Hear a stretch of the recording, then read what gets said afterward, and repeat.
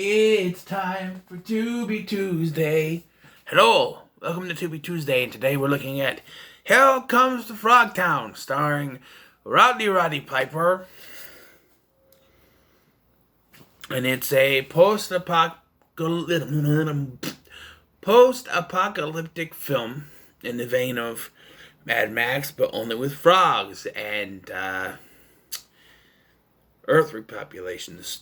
So the story is that 10 years prior to this film, there was a war that resulted in a nuclear bomb going off, and most of the Earth's men were killed off, and it left those who were alive sterile.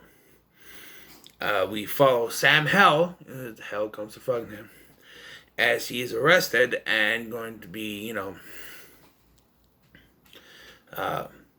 put to the death penalty for rape, supposedly. But the woman in question, this general guy, this agent guy, I don't know, played by William Smith, his character's daughter, she changes her story when she finds out she's pregnant. So now they're going to use Sam to repopulate the Earth. I'm not sure how far that would get you, though. We'll get to that. So they embark on a journey to FrogTown to rescue some fertile women who have been kidnapped by the frogs, in hopes that Sam can help repopulate with these women. Okay, so right away, there's a big problem here. You're not really going to save the population. You realize, so Sam can get all these women pregnant. But that means that all these children are going to be somehow half related, which means they cannot then procreate, or you're going to have a bunch of, for the lack of a better term, special needs children around, or they're going to be worse than mutated like the frogs. I'm just saying, you're only going to get one generation out of this. I don't know how much this is really going to work. They're all going to be somewhat related to each other. Which, you can't do that. That's a no-no. You cannot then move on another generation that way. I don't know. Another thing is that they decide to take him with and have sex with these women to procreate. Why don't you just harvest the sperm from him? That would be an easier process than him forcing himself on these women. Like, there was actually a scene where they find a woman drifting through the desert at night, and they, okay, go ahead, do it, and they drug her so that she doesn't fight back, and he can do it.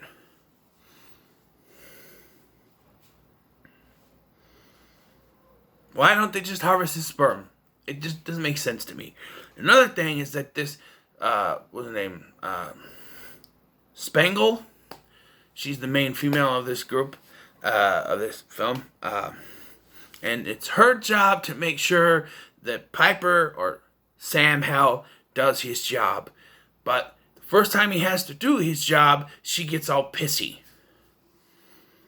Like, oh, you gotta do what you gotta do. Like, she does a little dance to get him hard, and then, like, he goes to do it, and she looks like she's all pissed that he has to do his job. Like, she's all sad that he has to do his job, because she's fallen in love with him somehow, that quickly. I don't know. So we finally get to FrogTown, and we see the frog effects where they are, and I'm pretty sure they blew out the budget on this. I'm pretty sure, because these are very good effects. This was before Teenage Ninja Turtles came out, but these are very decent effects, I think. But you can tell that they blew out their budget on this, because there are two final battles in this that Sam Hill has, and they're very anticlimactic. And you can tell it's because they blew their budget on these frog costumes. Like, there's a fight when they finally get the girls and they're leaving. The general, or the agent guy, returns in disguise, planning on harvesting the uranium for something. And what ensues is, instead of like a big gunfight or anything, Sam just takes his sword and stabs him, and he flies up the thing, but he's still alive. And there's this little fight back and forth, and then eventually he kills him. By chopping his hand off, although he chops his hand off, and then when the guy falls off or is a stuntman or whatever, flies off the cliff, he's got both of his hands. So I don't understand, but it's kind of anticlimactic. The biggest letdown, though, is the frogs. They're firing off rockets, and he goes back to see that what he assumes is that Spangle and all the women have blown up in the little tank thing that they had. And so he grabs a rocket launcher and is going to fire it at Toady, which they made a big mistake by spelling it T-O-T-I and pronouncing it Toady. He's a frog. Call him Toady. T-O-A-D-Y, Toady. I mean, come on. I know it's obvious, but you could have done that. He has a rocket launcher, and it doesn't work because we don't have a budget for an explosion. We don't even see the explosion that blows up the thing. You just see that it's on fire. And so he has a final confrontation, which... Oh, that's the frog. He cuts off the frog's hand, and that's when he falls. So how does he defeat the other guy? I don't remember. But he gets stabbed in the chest, and he's still alive, and he kills the guy anyway. None of Vasquez rocks, by the way. But both anticlimactic battles. And then you're supposed to have this, what you think is going to be a touching moment when he's kind of sobbing over them being dead, but they come around from behind the cliff, which, like, didn't he have to go that way to climb up the cliff? How were they back there? I don't know. Also, there was kind of a funny joke that I did laugh at. So, when they're in FrogTown, besides meeting up with a guy named Looney Tunes, played by Rory Calhoun, Looney Tunes, played by Roy Calhoun here, he also meets this frog that is their contact on the inside. The key word is "I love you," and like she saves him after one of Toadie's frogmen takes Spangle, because they go in disguised as he is bringing her as a slave, and he's trying to barter with this guy, but Toadie comes in, and the guy who works for Toadie comes in and takes her away. Why am I yawning? Takes her away. And then, the joke is,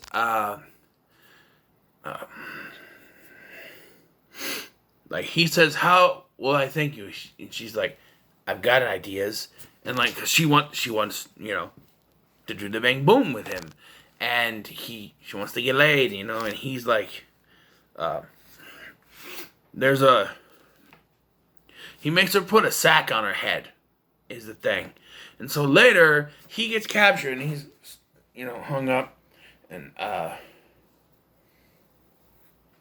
she comes to rescue him, and he goes, "Remind me to thank you." And she grabs the bag, and he's like, "No, not now." And then she dies, but I did laugh at, "No, not now." I don't know, it was kind of funny. I did kind of laugh at that.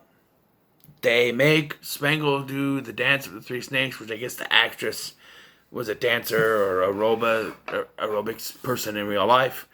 The dance of the three snakes is the frog's three penises? Are frogs supposed to have three penises? I don't understand. I don't know. I told you the climax, not really. Rory Calhoun's character, Looney Tunes, does die, and I don't understand why. I don't know. It was the whole thing where he's a war veteran and he dies of, I don't know.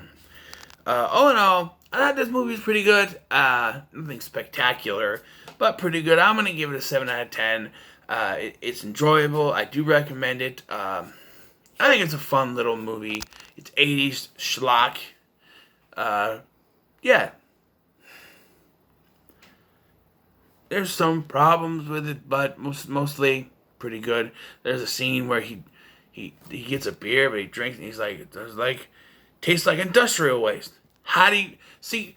It's one of those things where like tastes like industrial waste. Oh, this tastes like shit. How do you know what it tastes like?